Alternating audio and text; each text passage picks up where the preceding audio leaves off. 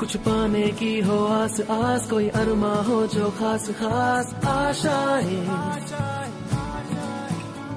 हर कोशिश में हो बार बार, करे दरियाओं को आर पार।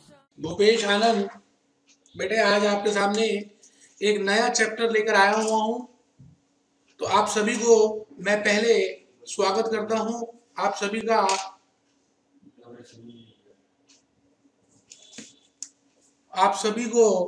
मैं आज की दिवस की बधाई देता हूं। आज का दिन आप सभी के लिए मंगलमय रहे। दोस्तों, ये बातें मैं आपको कहना चाहूंगा और आप सभी एक बात को समझ लें कि जो आज चैप्टर मैं कराने जा रहा हूं, जो आज चैप्टर दरवाजा देखिए, जो आज चैप्टर में कराने जा रहा हूं, उस चैप्टर को आप ध्यान से अगर सुनेंगे तो आप स्टडी मटेरियल में देखेंगे तो आपको ये टॉपिक शायद नहीं भी मिलेगा, शायद नहीं मिलेगा, या मिलेगा तो आधे एक पेज का मिलेगा। बेटे ये टॉपिक लेकिन आपके एग्जामिनेशन में बार बार पूछा जा रहा है, आपके एग्जामिनेशन में बार बार पूछा जा रहा है। मेरी बात आप समझ पा रहे हैं बेटे? मनी मार्केट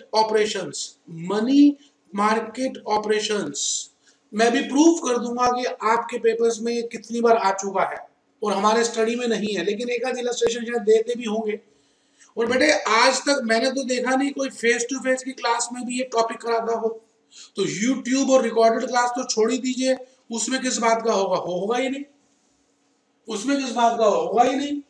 तो बेटे मैं यही बात तो कहना चाह रहा हूं आप सभी को, मैं यही तो बात कह रहा हूं कि ये जो टॉपिक है मैंने पिछले 6-7 अटेम्प्ट्स में देखा कि 5 से 6 नंबर का थ्योरी प्लस प्रैक्टिकल, बेटे 2 बार तो प्रैक्टिकल भी आया, एग्जामिनेशन में बार बार पूछ रहे हैं।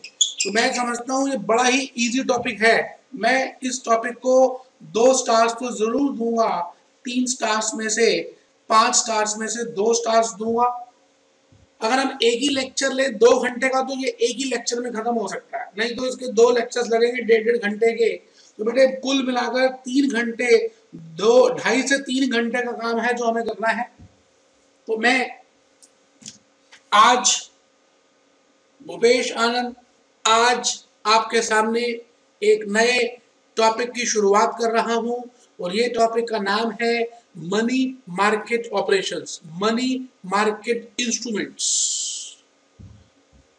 ये और कोई टीचर नहीं कराता, खाली मैं ही कराता हूं। आप भले किसी की स्टडी, किसी के बुक देख लीजिए, मेरी बुक में अलग से इसके ऊपर बेटे 13 कंसेप्ट लिखे हुए हैं, 13 कंसेप्ट हैं इस बुक में, देख लीजिए। ये बुक है और इसमें 13 कंसेप्ट मेंशन है, 13 कंसेप्ट लिखे हुए हैं इस बुक में, 13 कंसेप्ट लिखे हुए हैं। हम 13 कंसेप्ट करेंगे और हम 4 थ्योरी के क्वेश्चन कर डालेंगे और हम 11 प्रैक्टिकल क्वेश्चन कर डालेंगे और हम 13 कंसेप्ट कर डालेंगे। बेटे देखिए बेटे, प्यार है ना, इसीलिए तो ये सारी बातें मैं आपको करता हूँ कि आपके पेपर में बार बार आ रहा है बेटे, तो मुझे तो 6 महीने बचाने हैं ना आपके। तो चलिए जी शुरू करेंगे हम सब मनी मार्केट ऑपरेशंस। तो मैं चाहता हूं कि पहले एक आध कंसेप्ट आप लिख लें, फिर मैं बोलूंगा। एक आध बात लिख लें, ज्यादा नहीं।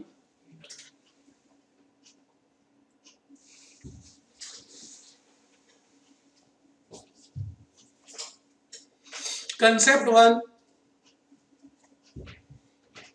हेडिंग है introduction slash meaning of money market, introduction slash meaning of money market.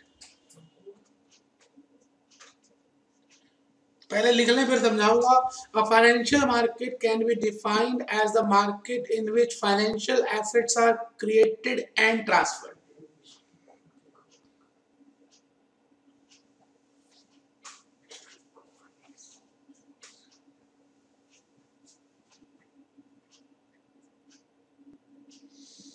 A financial market can be defined as a market in which financial assets are created and transferred. बेटे फाइनेंस की market आपने कभी देखा है? सब्जी market, सब्जी market आपके घर के आसपास रही होगी सब्जी मार्केट। तो बेटे सब्जी मार्केट में क्या होता है, कभी ध्यान दिया आपने? कभी माता पिता के साथ आप गए, कभी खुद गए? वहां पर अलग अलग तरह के लोग होते हैं, अलग अलग सामान बेचने वाले, सब्जियां ही बिक रही होती हैं।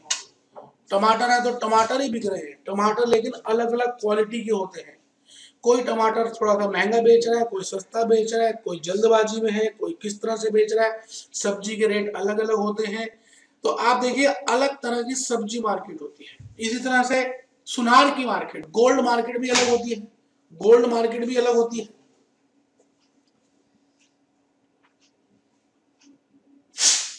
गोल्ड मार्केट भी अलग होती है, गोल्ड मार्केट भी अलग होती है। मेरी बात आप समझ पा रहे हैं?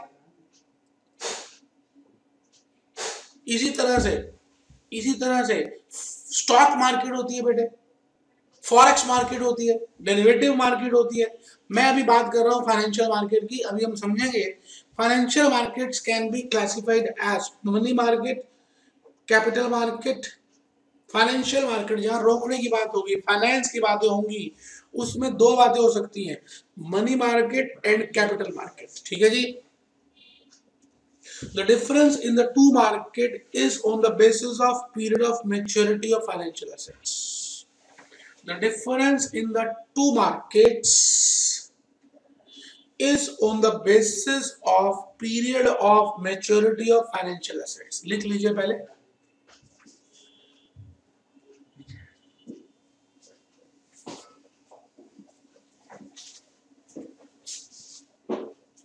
बेटे मैं आपसे कह रहा हूं कैपिटल मार्केट में हम जो पैसे लगाते हैं वो लॉन्ग टर्म इंस्ट्रूमेंट्स के लिए लगाते हैं, और जो मनी मार्केट में पैसे लगाते हैं वो शॉर्ट टर्म के लिए लगाते हैं।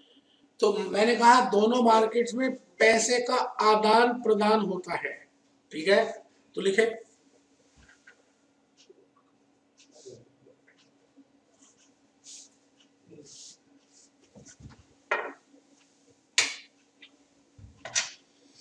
Money market deals with transactions in short term instruments.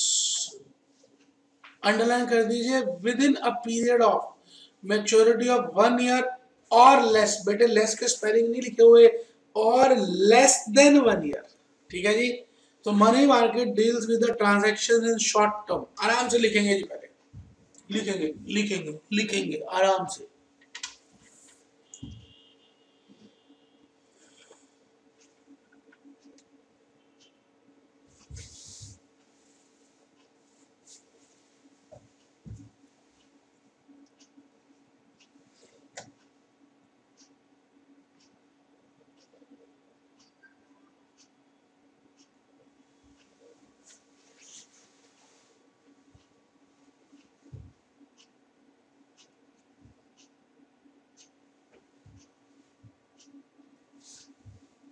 तो बेटे आपने कंसेप्ट 1 लिख लिया, इंट्रोडक्शन और meaning of money market.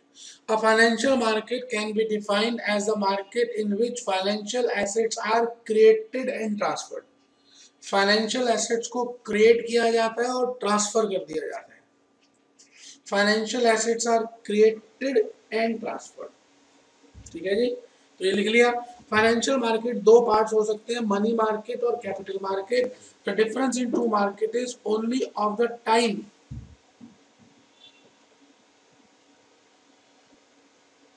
Money market deals with the transactions in short term instruments, ये भी लिख लिया। चलिए जी, ई पॉइंट के बाद एफ में आ जाइए।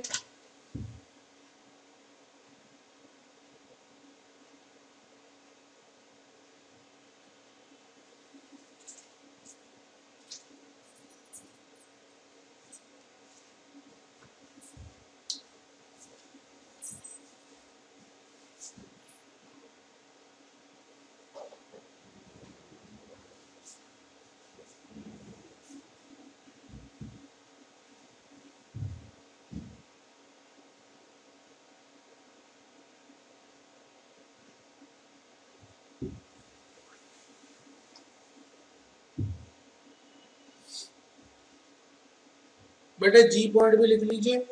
और इक्विलिब्रेटिंग को अंडरलाइन कर दीजिए। Money market provides an avenue for equilibrating the short-term surplus funds of the lenders and the requirements of borrowers। तो बेटे कंसेप्ट 1 के बाद कंसेप्ट 2 लिख लीजिए, फिर मैं समझाना शुरू करूंगा। Concept 2, money market instruments. Money market instruments कौन कौन से होते हैं बेटे? इसके ऊपर थ्योरी बार बार पूछ रहे हैं, तो हम थ्योरी भी डिस्कस करेंगे, प्रैक्टिकल भी करेंगे, दोनों चीजें डिस्कस करनी है बेटे। Money market instruments, treasury bills, commercial paper, certificate of deposit, government securities, call money market, money at call and short notice. आराम से बेटे ई 5 इंस्ट्रूमेंट्स लिख लीजिए। 5 कुंती माता के पुत्र थे, आपके हाथ में 5 उंगलियां हैं। इसी तरह से मनी मार्केट के 5 इंस्ट्रूमेंट्स मैंने आपके सामने रखे हैं। Treasury bills, commercial paper, certificate of deposit, government securities, call money market, that is money at call and short notice. आराम से बेटे, कोई जल्दी है ही नहीं।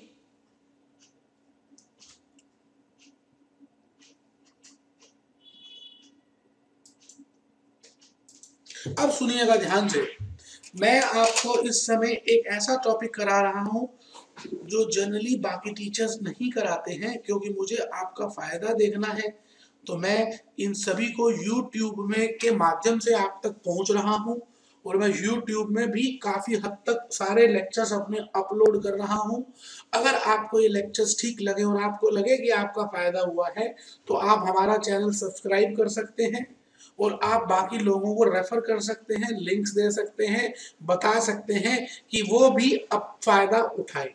तो बेटे फायदा उठाने की बात है, हमें तो चाहता हूं कि मैं आपको सबको फायदा हो। तो मार्केट, मैं बात करता हूं मार्केट, खाली मार्केट की बातें कर रहा हूं, मैं मार्केट की बातें कर रहा हूं बेटे। मार्केट मार्केट मार्केट, बेटे मार्केट का मतलब क्या होता है? आप खाली मुझे बताइए मार्केट होती क्या है। चाहे वो सब्जी मार्केट हो, चाहे वो फ्रूट मार्केट हो, चाहे वो गोल्ड मार्केट हो, चाहे वो फॉरेक्स मार्केट हो, चाहे वो कमोडिटी मार्केट हो, चाहे वो डेरिवेटिव मार्केट हो, मैं आपसे पूछता हूँ what is the meaning of market? Market बेटे अशोक के जमाने से मार्केट चलती आ रही है, तो मैं आपसे पूछूंगा what is the meaning of market? Market क्या होती है बेटे? तो मैंने कहा जी मार्केट वो चीज होती है जहां पर 2 व्यक्तियों की प्रेजेंस होती है, एक बायर और एक सेलर, और एक प्लेटफॉर्म होता है बेटे बीच में, एक प्लेटफॉर्म। मैं आप सबसे एक बात कहना चाहूंगा कि आप ये टॉपिक तो मनी मार्केट ऑपरेशन का ये जो वीडियो आप देखेंगे, ये जो आप वीडियो देख रहे हैं, कोशिश करें कि आपने इससे पहले पोर्टफोलियो मैनेजमेंट का टॉपिक किया हो। बेटे पोर्टफोलियो मैनेजमेंट के टॉपिक के बाद ही आप मनी मार्केट ऑपरेशंस को देखें। मेरी बात आप समझ पा रहे हैं? क्योंकि उसके बाद ज्यादा समझ आएगा। तो मैं आपसे ये कहना चाह रहा हूं, प्रेफरेंस 1 आपको पोर्टफोलियो मैनेजमेंट का टॉपिक देखना चाहिए। प्रेफरेंस 2 आपको म्यूचुअल फंड देखने चाहिए। प्रेफरेंस 3 आपको मनी मार्केट ऑपरेशंस करना चाहिए। और अगर आप मनी मार्केट पहले देखेंगे पोर्टफोलियो के कंपैरेटिवली, तो बेटे ऐसा हो सकता है कि कुछ बातें आपको कम समझ आए, और अगर आप पोर्टफोलियो के बात करेंगे, इस प्रेफरेंस में करेंगे, तो समझ लीजिए आपको लगेगा मजाक हो रहा है, आपको लगेगा मजाक हो रहा है, मजाक मजाक में काम हो जाएगा। तो बेटे मैं ये समझा रहा हूं कि मार्केट का मतलब अगर आप ध्यान से देखें तो मार्केट के कुछ फीचर्स होते हैं, फीचर्स ऑफ मार्केट। किसी भी मार्केट के हम कुछ फीचर्स की बातें करेंगे। There are some features of a market. पहला फीचर होता है बेटे large number of buyers. And large number of sellers. एक तो बेटे बायर्स बहुत सारे होते हैं और एक बेटे सेलर्स भी बहुत सारे होते हैं। Large number of buyers and large number of sellers. ठीक है बेटे। अंडरलाइंग एसेट, अंडरलाइंग एसेट, एक अंडरलाइंग एसेट होता है जिसको खरीदा जाता है। Underlying asset is being bought, underlying asset को हम खरीदते हैं एंड सोल्ड, उसी को खरीदते हैं और उसी को बेचते हैं। अब बेटे अंडरलाइंग एसेट क्या हो सकता है? मैंने कहा इस दुनिया की कोई भी चीज बिक सकती है और कोई भी चीज खरीदी जा सकती है। जैसे मैं कहता हूँ फॉरेन करेंसी, मैं कहता हूँ कमोडिटीज, कमोडिटी को खरीद सकते हैं बेच सकते हैं। गोल्ड, गोल्ड को खरीद सकते हैं बेच सकते हैं। बेटे पैसा, पैसा, पैसे को भी खरीदा जाता है और बेटे पैसे को भी बेचा जाता है। मैं कहता हूं अंडरलाइंग एसेट इस दुनिया में कोई भी हो सकता है। अब बात समझ पा रहे? तो बेटे बेटे foreign currency, commodity, gold, money, anything can be bought और anything can be sold. This anything can be underlying asset. तो तीसरा फीचर क्या होता होगा मार्केट का, किसी भी मार्केट का? There are some rules and regulations. बेटे हर मार्केट के कुछ ना कुछ तो जरूर रूल्स होते होंगे और रेगुलेशंस होती होंगी। कोई अथॉरिटी उसको मैनेज करती होगी, मॉनिटर करती होगी और कुछ रीति रिवाज होंगे। बेटे इस दुनिया में हम कोई भी काम करते हैं तो बेटे रीति रिवाज होते ही हैं। मैंने तो वैसे ही बताना शुरू किया कि मार्केट का मतलब क्या होता है। और मार्केट में अगर आप देखें ध्यान से तो ये सब्जी मार्केट में देखें तो रेडी लगी होती है बेटे। यहाँ पे एक व्यक्ति खड़ा होता है और यहाँ सामान होता है, टमाटर है, सब्जी है, आलू है, प्याज है, हरी मिर्च है, धनिया है, अलग अलग तरह का सामान वो बेचता है और वो आवाज लगा रहा होता है, टमाटर, भिंडी, केला, ये आवाज लगाता है बेटे। जब वो आवाज लगाता है तो आसपास के जो लोग होते हैं, जो घर में रह रहे होते हैं, उनको वो आवाज सुनाई देती है और वो बाहर आकर देखते हैं। अगर उनको रिक्वायरमेंट होती है तो वो उससे रेट पूछते हैं। अब वो रेट बताता है, जब वो रेट बताता है तो ये बार्गेनिंग भी करते हैं। वो कहते हैं नहीं आप महंगा बोल रहे हो, तो बार्गेनिंग होती है और अचानक एक समय के बाद जाकर डील हो जाती है बेटे, डील हो जाती है। मतलब ये सब्जी बेच देता है और वो सब्जी खरीद कर पैसे उसको दे देते हैं। बेटे ऐसे ही तो सब्जी बिकती है। क्या लगता है कपड़ा मार्केट में कपड़ा भी ऐसे ही बिकता है? फॉरेन एक्सचेंज मार्केट में फॉरेन एक्सचेंज भी ऐसी बिकती है। बेटे ये दुनिया जो चल रही है मार्केट से चल रही है। हम सबके यहाँ पर हर हर हर हर सप्ताह एक ना एक मार्केट लगती है शाम को। बेटे अशोक ने शुरू की थी वो, तो अशोका ने शुरू की थी वो मार्केट। तो मैं आपसे यही कहना चाह रहा हूं, इसी तरह से एक ऐसी मार्केट होती है जिसका नाम है मनी मार्केट। हम उस मार्केट को बोलेंगे मनी मार्केट। एक ऐसी मार्केट जहां पर पैसा पैसा पैसा खरीदा जाता है, पैसे को खरीदने वाले होते हैं और पैसे को बेचने वाले, पैसे को बाय करने वाले होते हैं और पैसे को सेल करने वाले भी होते हैं। तो पैसे को बाय, पैसे को सेल हम करते हैं। ठीक है जी। तो मार्केट में मैं आपसे यही कहने जा रहा हूं कि मार्केट में दो तरह की बातें होती हैं। तो मनी मार्केट का मतलब क्या है कि एक व्यक्ति रेडी लगाकर खड़ा है और इसके ऊपर 500 रुपए के गड्डियां पड़ी हैं, इस ठेली के ऊपर 1000 रुपए के नोट पड़े हैं और आवाज लगा रहा है पैसे ले लो, पैसे ले लो, पैसे ले लो। और कुछ लोग उसको खरीदने आ जाते हैं। अब बेटे इन दोनों में एक समानता है, जो बेच रहा है पैसे उसके पास कैश है, और जो खरीद रहा है पैसे, उसके पास कैश नहीं है। बेटे खरीदते हम वही चीज है जो हमारे पास नहीं होती, ये बात तो हमें मालूम ही। तो बेटे मनी मार्केट में पैसा बेचा जाता है और दूसरा व्यक्ति पैसे को खरीद लेता है। और बेटे मार्केट में एक बात तो बिल्कुल पक्की है कि जो सामान बेचता है उसको तो जब तक फायदा नहीं होगा वो बेचेगा ही नहीं।